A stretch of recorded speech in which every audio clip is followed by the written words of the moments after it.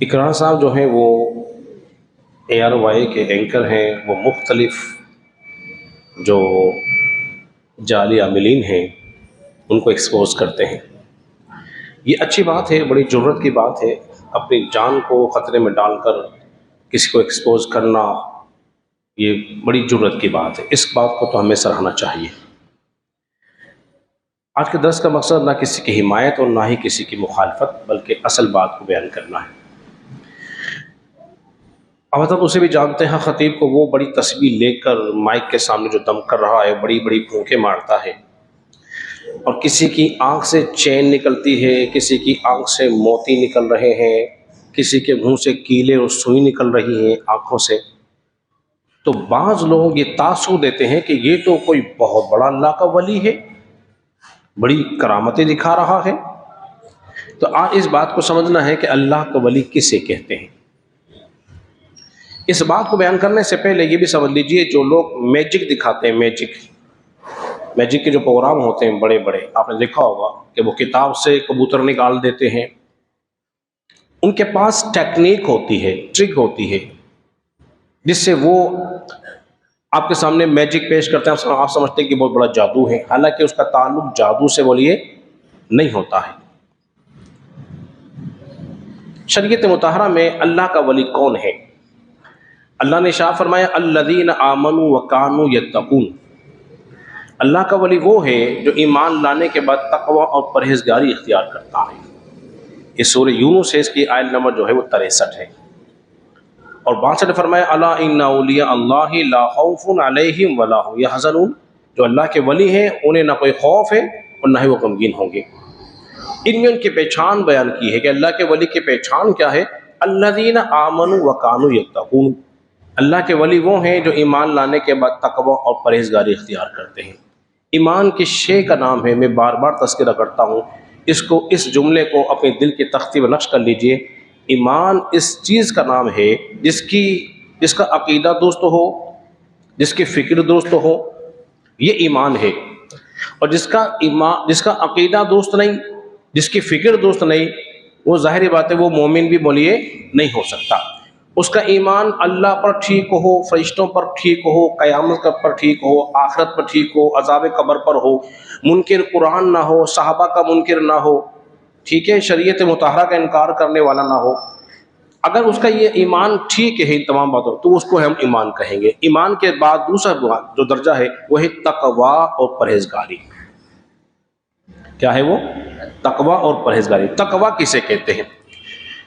آسان سادے لفظوں جان لیجیے، تقوی اس شے کا نام ہے جس چیز کے ذریعے اللہ کا قرب حاصل ہو، اسے تقوی کہتے ہیں۔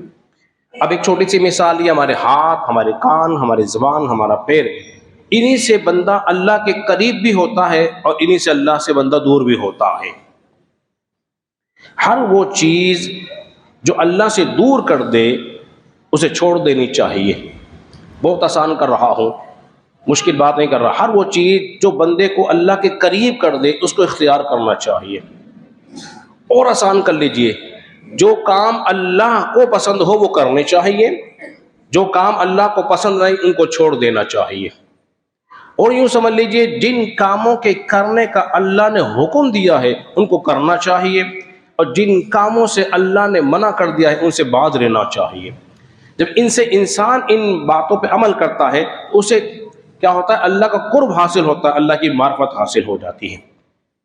دوسری بات یہ، کیا ولی کے لیے کرامت کا ہونا ضروری ہے؟ ہرگز نہیں، ولی کے لیے کرامت کا ہونا ضروری نہیں، ولی کے لیے کرامت کا ہونا ضروری نہیں ہے۔ اگر کوئی ہوا میں اڑ کے دکھا دے، پانی پہ چل کے دکھا دے تو وہ اللہ کا ولی نہیں ہو سکتا، جب تک کہ شریعت مطہرہ کا پابند نہ ہو، جس کے اندر تقوی نہ ہو، خوف خدا نہ ہو، ظاہری اور باطنی گناہوں سے بچنے والا نہ ہو، جس کا دل اللہ کی یاد سے روشن منور ہوگا وہی تو اللہ کی معرفت رکھنے والا ہوگا۔ بے نمازی ہو، بے عمل ہو، شریعت کی خبر نہیں، تو وہ اللہ کا ولی نہیں ہو سکتا۔ لیکن ہاں، جس سے کرامت صادر ہوگی وہ اللہ کا ولی ضرور ہوگا۔ ولی کے لیے کرامت کا ہونا شرط نہیں ہے، لیکن جس سے کرامت صادر ہو رہی ہے اس کے لیے ولی ہونا شرط ہے۔ یہ سمجھ لیا آپ نے بات۔ اور سمجھ لیجیے جس طرح نبی جو ہیں وہ گناہوں سے معصوم ہوتے ہیں، ولی جو ہیں وہ گناہوں سے محفوظ ہوتے ہیں، لیکن گناہ نہیں کرتے، وہ گناہ نہیں کرتے، گناہوں سے بچتے ہیں، وہ اپنے رب کی نافرمانی سے ہر لمحہ ڈرتے رہتے ہیں، یہ ولی کہلاتے ہیں۔ نمازوں کی پابندی، قرآن کی تلاوت، دیگر نیک اعمال، وہ ہمیشہ ان کاموں کو بجا لاتے ہیں۔ داتا علی حجویری نے کشف المحجوب میں فرمایا 3 لوگوں کی صحبت سے بچو، 3 لوگوں کی، وہ کیا ہے؟ سب سے پہلے نمبر پر غافل علماء، جو غفلت میں مبتلا ہوں، علم ظاہر ان کے پاس ہو مگر علم ظاہر ہونے کے بعد بھی ان کو غفلت میں مبتلا کر دیا، وہ ان کا علم جو ہے صرف دنیا داری میں ہی لگا ہوا ہے، تو ان کی صحبت سے بچو، اس لیے کہ ان کی صحبت میں بیٹھنے کے بعد تمہیں اللہ کی معرفت حاصل نہیں ہو سکتی، جو صرف دنیا کی لالچ میں ہی لگا ہوا ہے اور تمہیں شریعت کی خبر نہ دے۔ فرمایا دوسرے نمبر پر وہ ایسا قاری خوشامد والا کہ جو قرآن کو خوشامد کے طور پہ پڑھے اور جس سے وہ صرف دنیا مطلوب ہو، اس کی آخرت کی سے کوئی تمنا نہ ہو، تو اس کو بھی اس کی صحبت سے بچنے کا حکم دیا۔ تیسرے نمبر پر ہے جاہل صوفی۔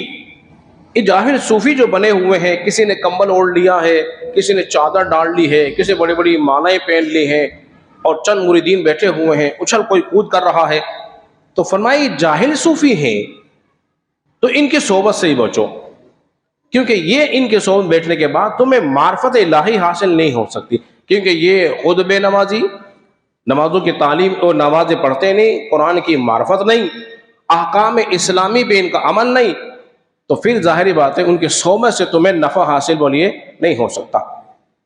حضرات محترم، آخری بات اور پھر اپنی گفتگو ختم کرتا ہوں۔ اولیاء اللہ جو ہیں